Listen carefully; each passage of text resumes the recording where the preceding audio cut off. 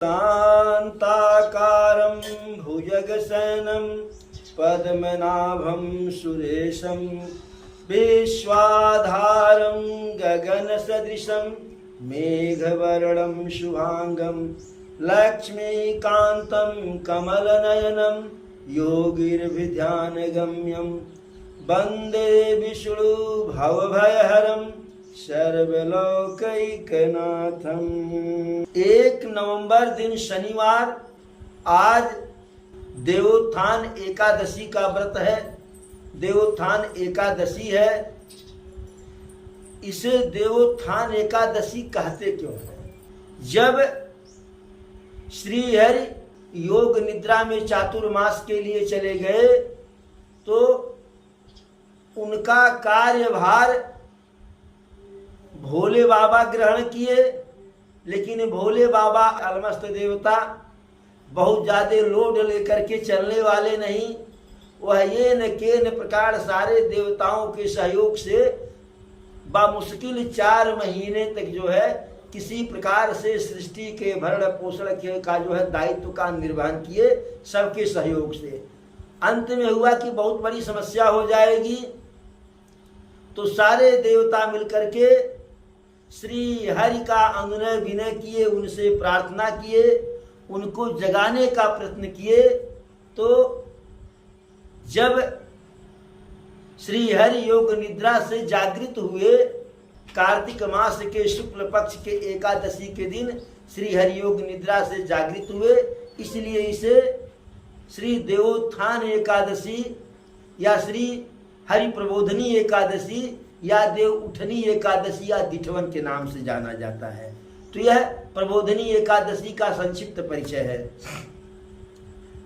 आज ही के दिन, देवोत्थान एकादशी के दिन ही जो है माता तुलसी के विवाह का, तुलसी विवाह भी आज ही के दिन होता है।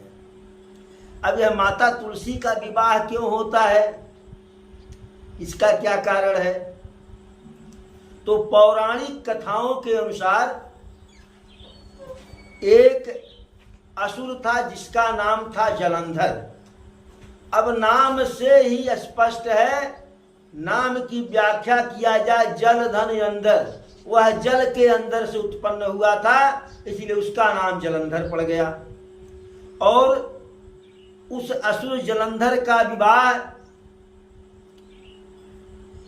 जिस देवी के साथ हुआ, उन देवी का नाम था बिंदा। तो देवी हम क्यों कहते हैं, क्यों कह रहे हैं?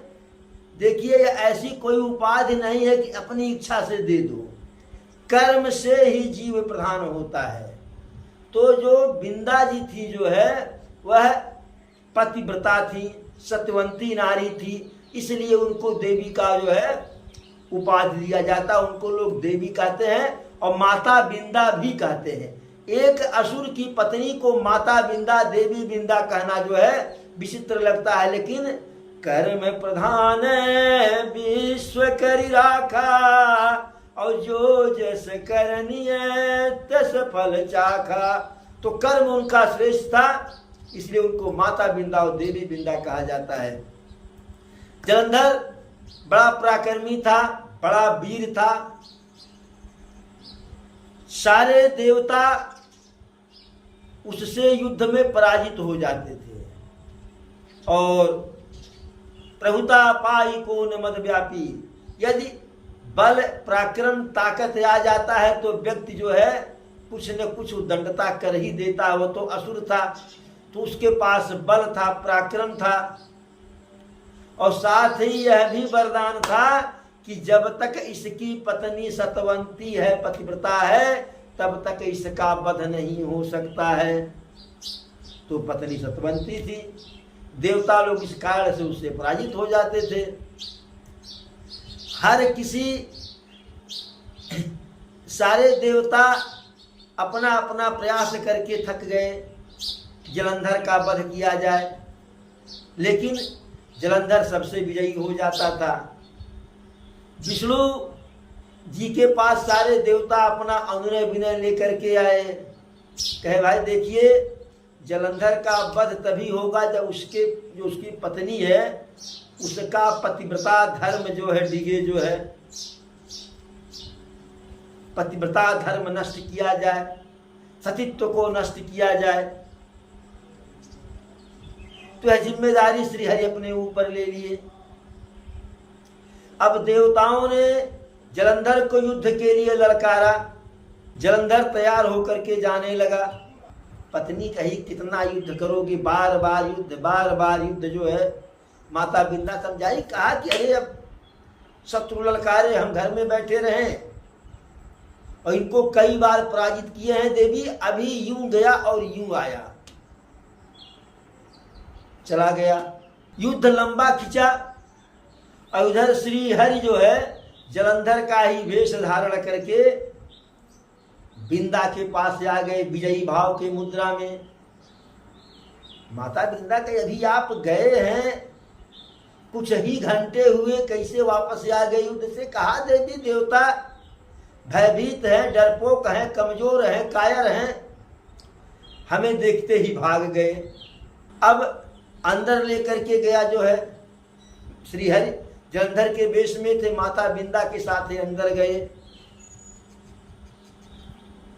और जब अंदर गए तो देव स्थान पे, पूजा के स्थान पे एक दीपक जल रहा था और उस दीपक की विशेषता थी, दीपक तभी बुझेगा कि जब जलंधर की मृत्यु हो जाएगी, जलंधर का वध हो जाएगा। अब इधर श्री हरि माता बिंदा के साथ छल किए, उनका सतीत्व नष्ट कर दिए। उधर जो है जैसे सतीत्व नष्ट हुआ, क्योंकि वरदान यही था कि जब तक सती रहेंगी, जब तक पतिव्रता धर्म का पालन करती रहेंगी, तब तक जलंधर का वध कोई कर नहीं सकता है। इधर उनका सतीत्व नष्ट हुआ, उधर जलंधर का वध हुआ, उधर देव स्थान का दीपक बुझ गया। माता बिंदा को शक हुआ, तड़के से उठी, कहीं बस खबरदार अपना परिचय दो अन्यथा मैं श्राप दे दूंगी। श्रीहरि हाथ जोड़े खड़ा, अपने नारायण के रूप में स्वरूप में आ गए। माता बिंदा के क्रोध का कोई ठिकाना न रहा। कहीं की छल कोई भी करे तो वह दंड का अधिकारी होता है, दंड का पात्र होता है, लेकिन आप तो स्वयं नारायण होकर के छल किए, इसलिए आपका दंड तो बढ़ जाता है। नारायण मुस्कुराते हुए कहे, देवी अपराध तो हो ही गया है, लेकिन यह अपराध करना भी अति आवश्यक था, क्योंकि तुम्हारे पति को यह वरदान मिला था कि जब तक आपका सतीत्व नष्ट नहीं होगा तब तक उसका वध नहीं होगा। और यह मृत्युलोक है, सृष्टि का नियम है कि जो आता है वह जाता है, कोई अमर नहीं होता है। इसलिए यह छल करना भी अनिवार्य था, यह अकारण छल नहीं किए। फिर भी माता वृंदा हमारे क्रोध के जो श्राप दे दी कि जाओ तुम पत्थर हो जाओ। ठीक उसी समय श्री नारायण शालिग्राम पत्थर के रूप में पत्थर हो गए। अब सारे देवता अनुनय विनय करने लगे। जब श्री हरि पत्थर हो गए तो अब इस त्रिलोक के भरण पोषण का उत्तरदायित्व कौन निभाए? पूरे त्रिलोक में जो है हाहाकार मच गया। फिर सारे देवता अनुनय विनय करने जो है माता वृंदा के पास पहुंचे, कहे देवी जो होना था सो हो गया, आपका पति जलंधर मारा गया, फिर जीवित तो हो नहीं सकता है, लेकिन आप तो सब कुछ जानती हैं,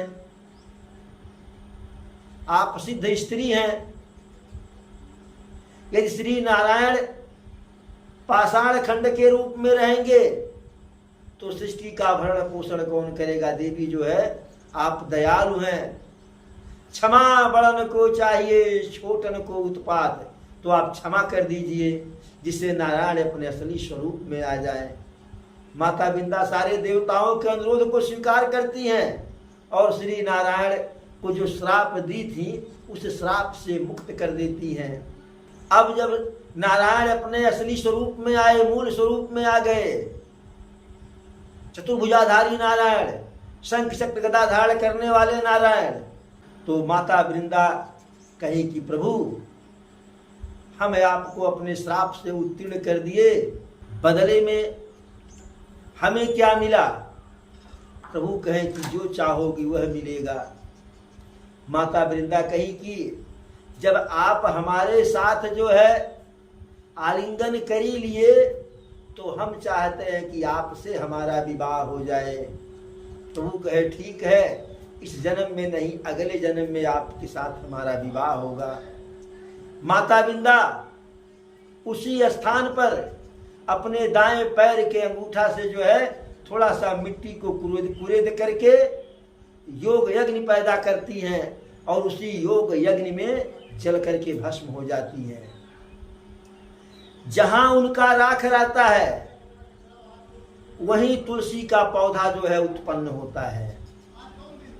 जब सुंदर तुलसी का पौधा उत्पन्न हुआ तो प्रभु का जो शालिग्राम स्वरूप है, उसी शालिग्राम स्वरूप से जो है, शालिग्राम नारायण से जो है माता वृंदा का हर साल विवाह जो है कार्तिक मास के शुक्ल पक्ष के देवोत्थान एकादशी के दिन किया जाता है।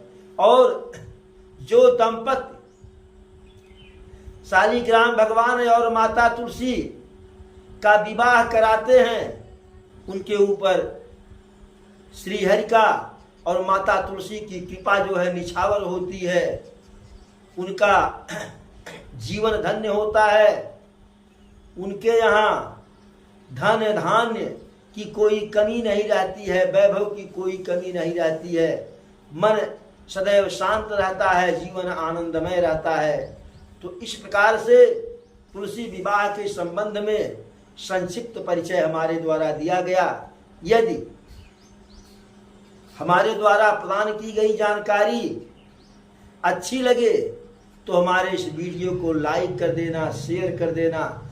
हमारा YouTube चैनल @तुलसी के राम 555 है। इस चैनल को सब्सक्राइब कर देना, ज़्यादा से ज़्यादा हमारे वीडियो को शेयर करना। जय